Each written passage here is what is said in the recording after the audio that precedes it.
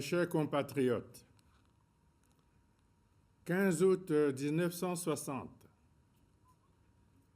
15 août 2020, voici 60 ans que notre pays accédait à la souveraineté internationale. Dans la vie des nations, 60 ans représentent un repère cardinal qu'il importe de marquer d'une pierre blanche. C'est pourquoi nous avions décidé d'une célébration solennelle de cet événement, en dépit des difficultés économiques et financières du moment. Cette volonté d'honorer notre histoire a été malheureusement contrariée par la grave crise sanitaire générée par la pandémie de Covid-19 qui, déstabilisant la planète entière, n'a pas épargné le Congo. Mes chers compatriotes,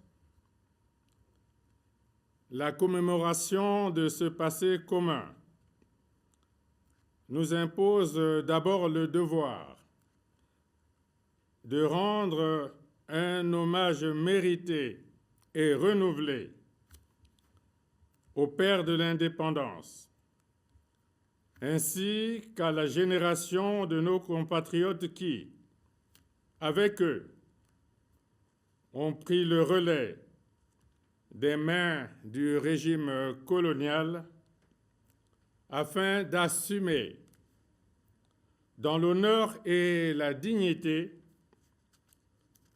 notre destin collectif.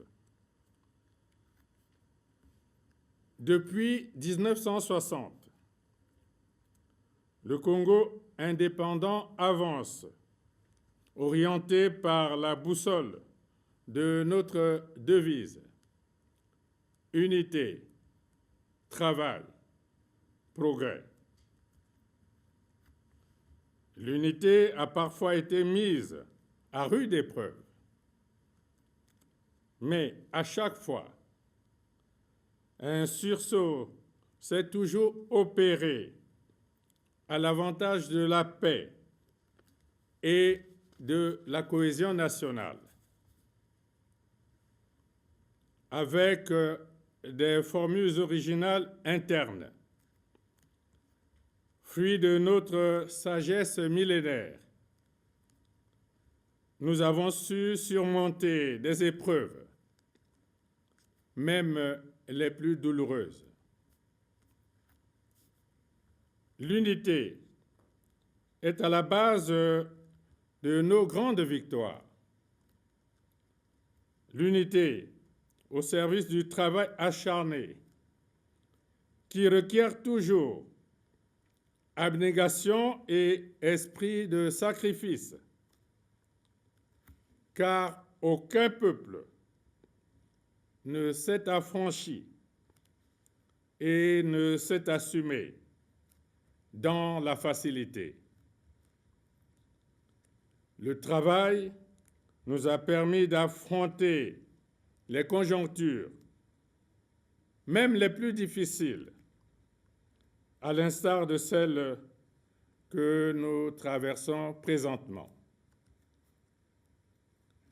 Le travail est créateur de richesses et le travail est source de progrès. Progrès, oui. Nous pouvons dire que 60 ans après, nous n'avons pas reculé. Nous avons plutôt avancé. C'est en cela que nous parlons de progrès. À titre d'illustration, à son accession à l'indépendance, notre pays ne disposait pas d'un seul kilomètre de chaussée asphaltée, sauf quelques voiries bitumées dans les quartiers résidentiels des ressortissants européens basés à Brazzaville, Pointe-Noire et Dolisie. Aujourd'hui, nous totalisons 3111 kilomètres de voies bitumées avec des ouvrages de franchissement sur pratiquement l'ensemble de nos grands cours d'eau. Le réseau routier bitumé s'est densifié 60 ans après dans nos principales villes et à la faveur des municipalisations accélérées dans les chefs-lieux des départements. La grande dorsale traversant le pays du sud au nord, ainsi que les axes d'intégration sous-régionale, assurant la connexion avec les pays frontaliers, sont révélateurs de nos progrès appréciables en matière d'infrastructures routières. Dans cette même logique, en 1960, le Congo ne possédait qu'un seul aéroport international, celui de Brazzaville. Il sied de saluer les avancées enregistrées dans la sphère du transport aérien grâce à la disponibilité actuelle de 3 plateformes aéroportuaires de classe internationale, 8 aéroports locaux modernes et 12 aérodromes pour le trafic national. Un port moderne en eau profonde à Pointe-Noire conforte notre vocation de pays de transit. En renforçant l'unité physique de notre pays par la jonction et l'accès plus aisé à nos différentes entités administratives, la modernisation et la densification des infrastructures de transport nous offrent l'avantage d'une circulation plus fluide et d'un rapprochement plus effectif de nos populations. Ainsi, par leur brassage plus dynamique, les filles et les fils du Congo se connaissent davantage pour mieux assumer les destinées de la nation. Toujours à titre d'illustration, en 1960, notre capacité de fourniture d'électricité était évaluée à 15 mégawatts produits par le barrage hydroélectrique du Djoué et 4 centrales thermiques réparties entre Brazzaville, Pointe-Noire et Dolisie. 60 ans après, notre pays dispose d'une puissance installée de 810 mégawatts avec les barrages hydroélectriques de Liwesso, d'Imbolo, du Djoué, de Mokoukoulou et la centrale à gaz de Pointe-Noire. Ces installations constituent des segments primordiaux du boulevard énergétique appelé à couvrir à terme l'intégralité de nos besoins en électricité. Le même pari, en termes de couverture nationale, incombe aussi au secteur stratégique des télécommunications qui, reliant Pointe-Noire et Brazzaville par un simple câble coaxial au moment de l'indépendance, tire désormais parti de l'installation de la fibre optique. De ce fait, le Congo a intégré la société de l'information grâce au maillage du territoire national en infrastructures de télécommunications très haut débit à travers sa connexion à la boucle mondiale à fibre optique sous-marine reliant l'Afrique et l'Europe.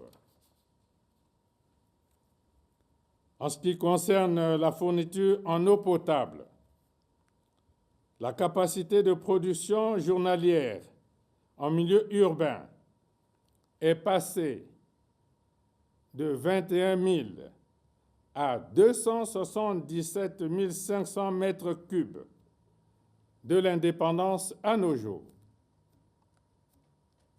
Pour sa part, l'enseignement général était assuré par moins d'une vingtaine d'établissements de cycle primaire, une dizaine au niveau secondaire et à peine 4 lycées en 1960.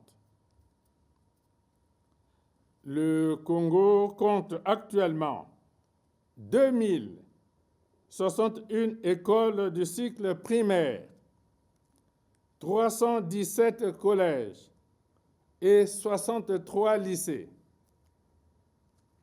De son côté, l'enseignement technique,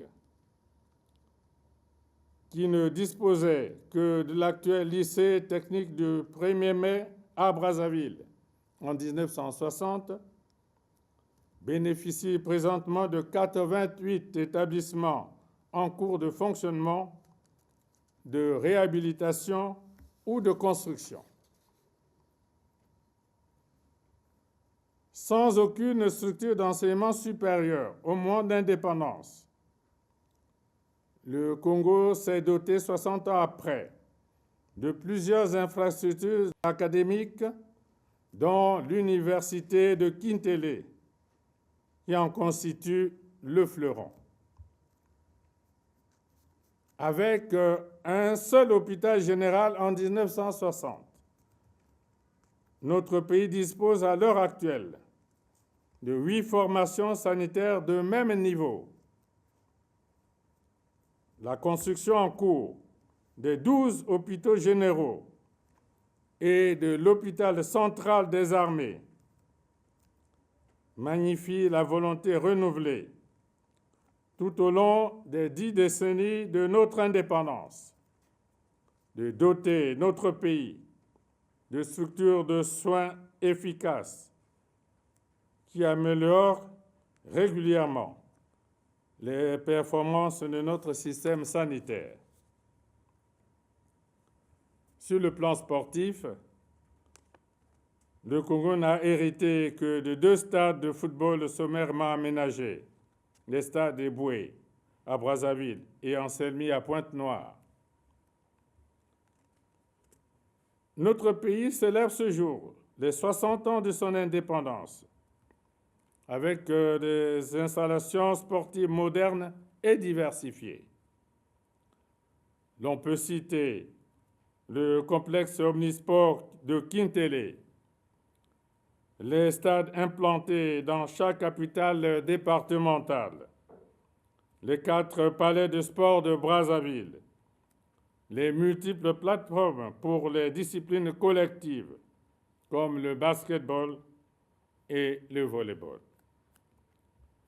Faut-il rappeler que le Congo est le seul pays à avoir organisé à 2 reprises les Jeux africains, en 1965 et 2015. La disponibilité des installations sportives de haut niveau dans le pays a facilité la célébration du cinquantenaire de cette compétition continentale à Brazzaville. Par ailleurs, à l'époque de l'indépendance, le Congo ne comptait que quelques cadres nationaux, généralement appelés à servir dans les autres pays de l'Afrique équatoriale française. Depuis 1960, le capital humain congolais s'est considérablement amélioré grâce à une politique adéquate de formation des personnels dans différents domaines socio-professionnels. De la sorte, le petit embryon de l'armée héritée de la colonisation s'est mué en une force publique qui défend avec honneur notre souveraineté et participe aux missions de maintien de la paix dans certaines zones de conflit en Afrique.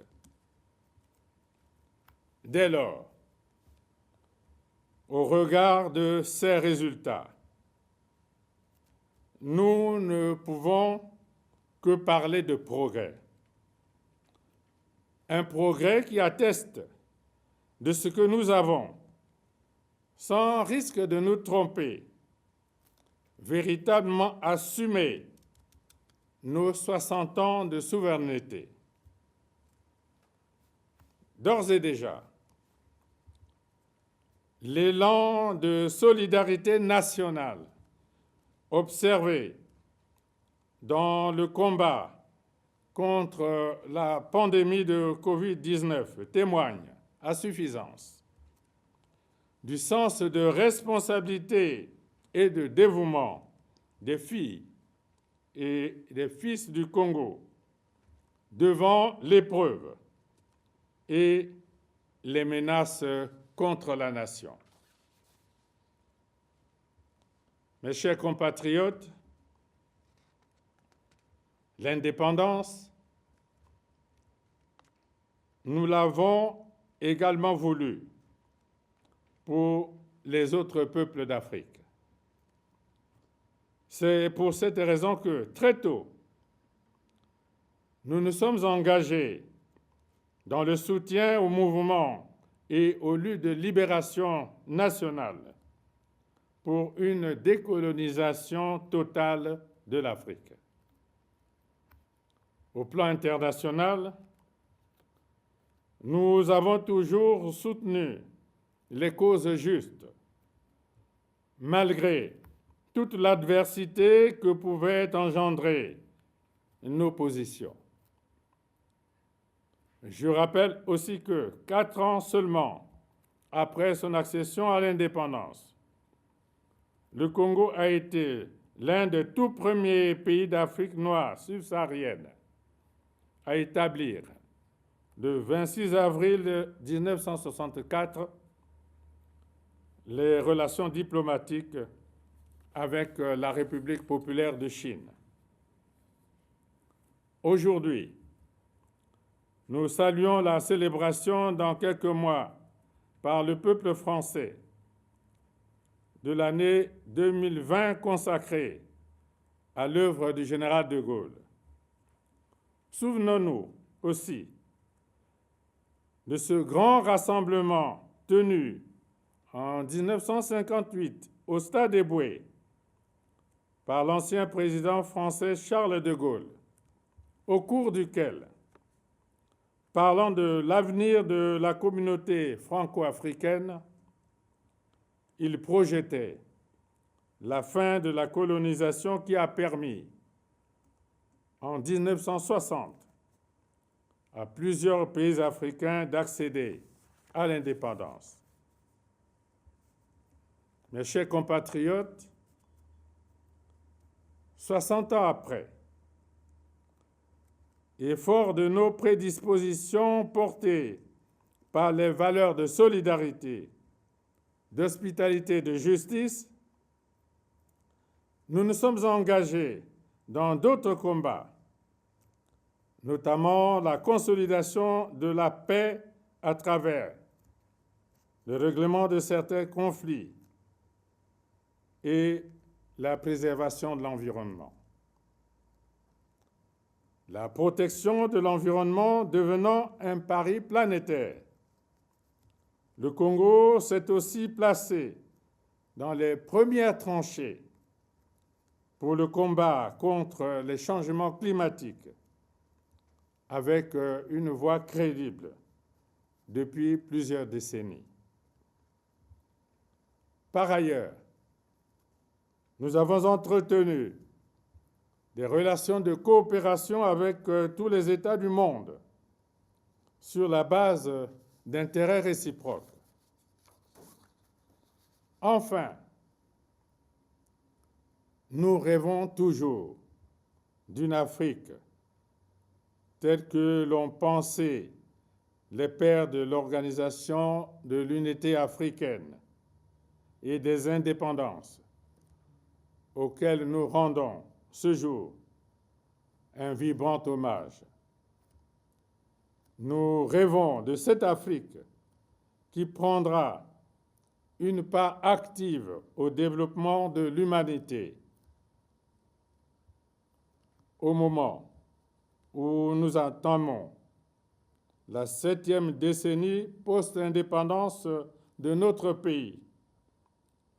Nous croyons aux grands ensembles et à la nécessité d'un développement intégré qui assurera au Congo son développement dans une Afrique rayonnante et prospère.